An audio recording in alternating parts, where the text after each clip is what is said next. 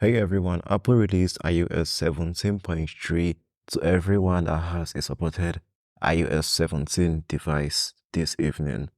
It's evening anyways in my side of the world. It might be morning or afternoon on your side. Now this update came at 638 MB on my 13 Pro Max, which I'm using for this video. And if you had the RC build, there is basically no difference. You wouldn't see an update. Yeah, because that has the same build number with this update.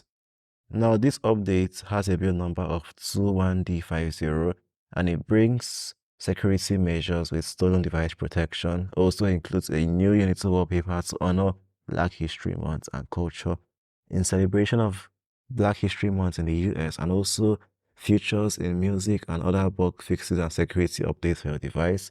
So that's exactly what we want to talk about in today's video. Now, music has a very new update. I'll show you guys. When you go back to music after the update initially, you'll see a splash screen that talks about collaborative playlists and how they brought it back. Well, this time in the new updates, there is something new in playlist. Now, when you have a playlist, you'll see this icon by the top right corner. Yeah, and you can make it collaborative by approving collaborators. And as soon as you do that, your profile is going to appear with whatever music you have set, along with every other profile and every other person that said something. All right, so let's approve it and see how it works. So approve, start collaborating. All right, so after you approve, you'll see this little pop-up that allows you to share the collaborative playlist to anyone that's interested in joining your collaboration. So you all can have a shared playlist on Apple Music. Now, when you listen to a song, yeah, I would try to reduce the volume to prevent any copy issue. Okay, so yeah, this song, for instance, now in collaborative playlist, it shows your name. It shows who added the music. In this case, every single song in this playlist was added by me. So you see my picture and my name on every single one of them. And this shows my name. But then any member of your collaborative playlist will have the ability to react with an emoji.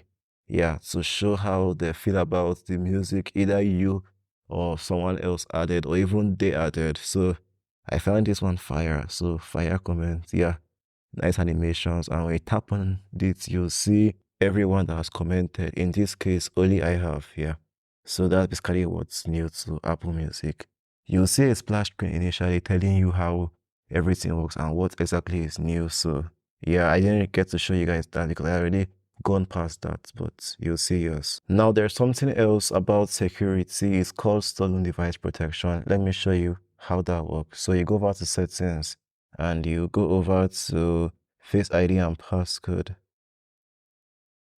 Where you yeah, Face ID and passcode, and after putting your passcode, you'll see stolen device protection. Yeah, so now let's turn this on and see how it works. All right, so right now it's on and you can see this adds another layer of security when iPhone is away from familiar locations such as home and work. Yeah, and when you are away from such familiar locations, Face ID will be required to access certain data, and a delay prevents quick changes to security settings. Yeah, so let's turn this off.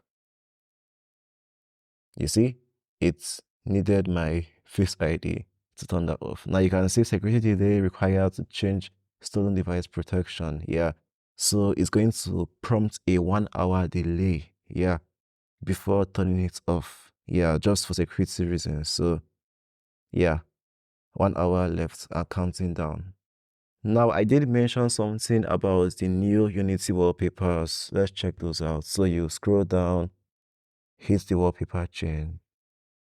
Yeah, among the wallpapers, you'd see Unity. Yeah, so you can see designed by Black creatives and allies at Apple to honor Black history and culture. So let's set one of these. So I like this. Yeah, looks very nice on an OLED display. Yeah, so that's basically it. Nice animation when you go in and out. Yeah, looks very good on 120 hertz promotion. Now, a while ago, we talked about the new journal app, and now journal app comes with a whole new lot of changes. So journal, yeah, you can see there's a new splash screen, gives you the ability to write about your day unlock it, and also schedule a time for writing. These are all old stuff, but it's a splash screen regardless. Yeah, so here is all you have about a journal. You can create a new journal.